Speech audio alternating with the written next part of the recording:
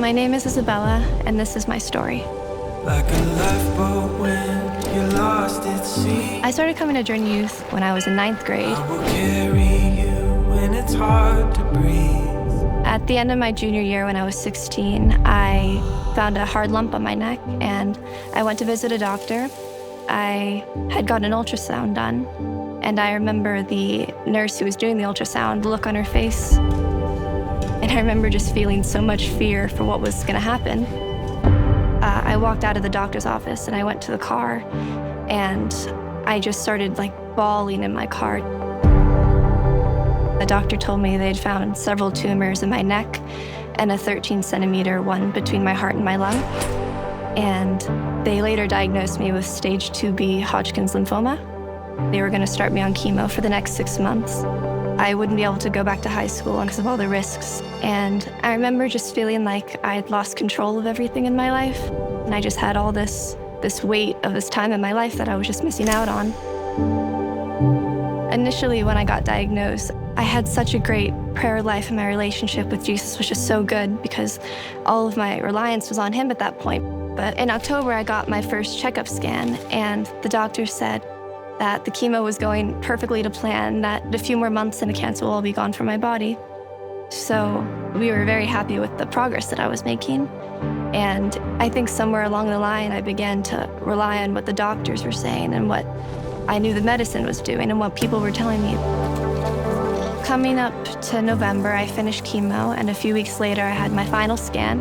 I went into the scan not, thinking too much about it, just anxious like normal, but we got a call from a doctor, and they told me that new tumors that had disappeared before began forming in my neck again, and that the mass in my chest had become active again. It was just devastating, because I was told that everything would be okay, and I just remember thinking God, I was strong through all this, I persevered through all this, and it came back, and I didn't know what I was supposed to do.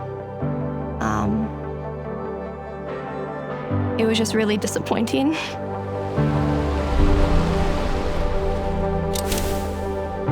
So the doctor said that we're gonna do another scan in a month just to make sure that's where I was at. At that point, I was just really beaten down.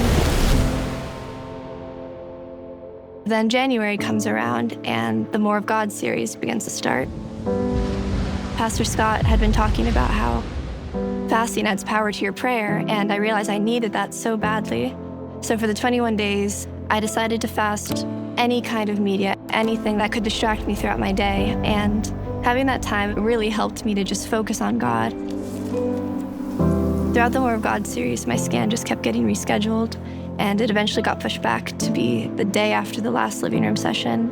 I went to the final living room session with my mom, and it was blown out crowded, even more than the past 2 nights. So I found a spot in the corner up by the stage, and I had noticed that there was these barricades on the stage to make sure people weren't coming up. But I saw Pastor Scott's family and some other people from the church I knew all up on the stage, and I just kept looking up being I need to go up there and get prayer. When I was thinking this, I just kept thinking about the woman who was bleeding for 12 years, the story of how the woman made her way through the crowd because she just needed to get to Jesus. And it was just okay, God, if you want me to go up there for prayer, then have someone around me mention the story of the bleeding woman. And 3 seconds later, Andy gets on the mic in the middle of the living room session and just starts telling the story of the bleeding woman. She had seen every doctor, she had sought out every solution, but she pushed through the crowd. And in that moment, I was just wow. And my heart was just racing, and I jumped up on the stage and I walked over here.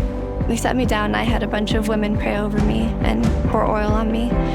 And I stopped praying for healing a long time ago. I just started praying God, just please heal me. And I just felt God's presence with me in a way that I never had before.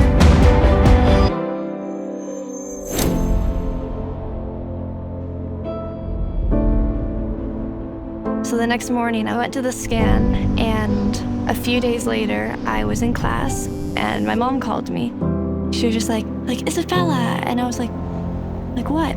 She's like, the cancer's gone. And I just fell to my knees, just crying in the bathroom, just being I knew that that I actually felt God's voice. This was Christ, I know it was. He got me through it all, but he worked in my life in so many different ways throughout the course of the 7-8 months.